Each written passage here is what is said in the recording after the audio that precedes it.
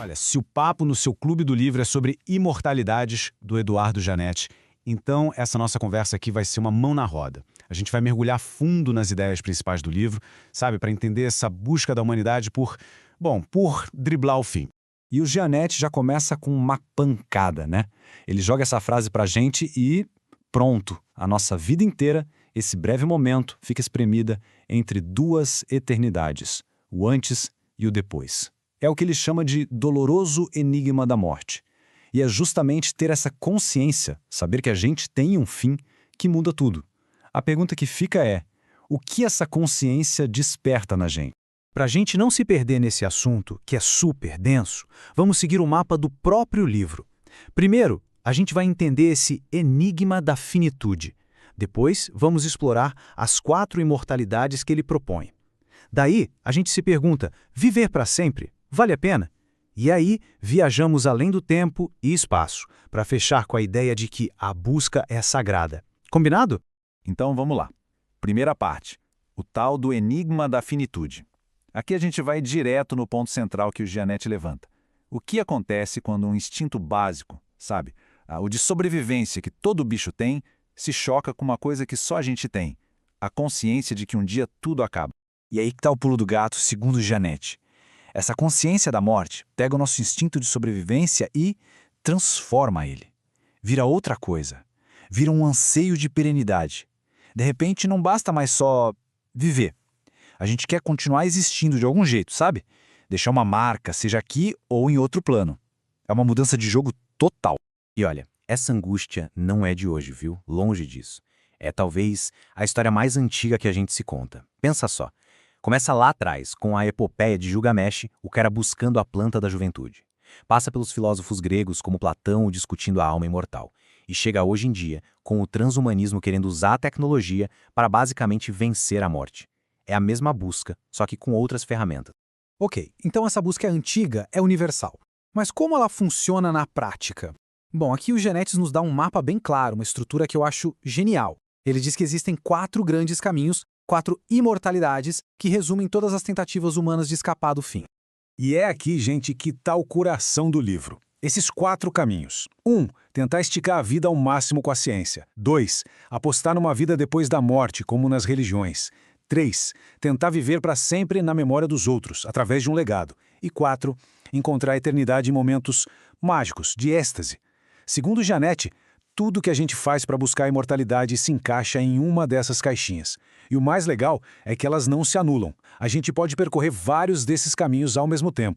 Beleza, vamos começar olhando mais de perto os 2 primeiros caminhos. Aqueles que estão, digamos, com os pés bem fincados na terra. A imortalidade aqui neste mundo. Isso já joga a gente de cara numa pergunta pesada. Uma pergunta que o livro não deixa a gente escapar. Tá, mas vale a pena viver para sempre? Se a gente pudesse, seria uma boa ideia? Porque pro Gianetti, isso não é mais ficção científica, não. A ciência está chegando lá. Ele fala das pesquisas com células-tronco, por exemplo, que já conseguem reverter o envelhecimento de células. Então a questão deixa de ser será que um dia a gente vai conseguir e passa a ser quando a gente vai conseguir. E claro, a pergunta seguinte é, quais as consequências disso? Pensa nos problemas que isso criaria. Primeiro, a solidão. Imagina ver todo mundo que você ama ir embora, geração após geração.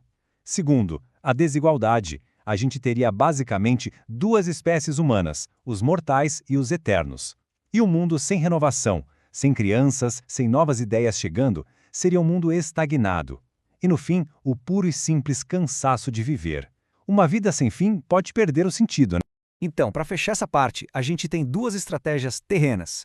Uma é bem literal, esticar a nossa existência física, do corpo e da mente, o máximo possível. É a imortalidade em vida. A outra mais simbólica, continuar existindo na memória dos outros, através da fama, de uma grande obra, dos filhos. É uma imortalidade na vida de quem fica. Uma é o sonho da ciência, a outra, o sonho do legado. Certo, agora vamos mudar um pouco o foco. Vamos sair do plano terreno e olhar para os outros 2 caminhos. Aqui a ideia não é mais esticar o tempo, mas sair dele, transcender o tempo e o espaço. E o contraste entre esses 2 é fascinante. De um lado, a gente tem as esperanças supraterrenas. É a promessa de uma vida futura, infinita, em outro plano, baseada na fé. Do outro, o presente absoluto, que não é sobre o futuro, é sobre o agora. É a experiência de sentir a eternidade num único instante, aqui e agora. Seja no amor, na arte, numa experiência mística. Uma busca a duração infinita, a outra, a plenitude absoluta. Para ilustrar o que é esse presente absoluto, o Janete traz um exemplo incrível do Dostoiévski. No livro O Idiota, ele descreve aquele instante antes de uma crise de epilepsia. E é um momento de clareza, de harmonia tão intensa, que o personagem diz: sim, por esse instante pode-se dar a vida toda. É isso, um momento que vale por uma vida. Essa é a imortalidade do presente absoluto. Ok, a gente passeou pelos 4 caminhos. E agora? Onde a gente chega com tudo isso? O legal do Gianetti é que ele não entrega uma resposta pronta. A conclusão dele é mais uma reflexão sobre a jornada em si. Ele reflete que, na verdade, a gente não escolhe um caminho e segue nele para sempre. As nossas prioridades mudam com o tempo. Talvez na juventude a gente esteja mais focado no presente absoluto, na intensidade do momento. Na maturidade, o foco vai para o legado, para as expectativas terrenas. E na velhice, talvez a saúde e as esperanças supraterrenas ganhem mais espaço. É um ciclo. Isso nos leva à frase final, que resume tudo.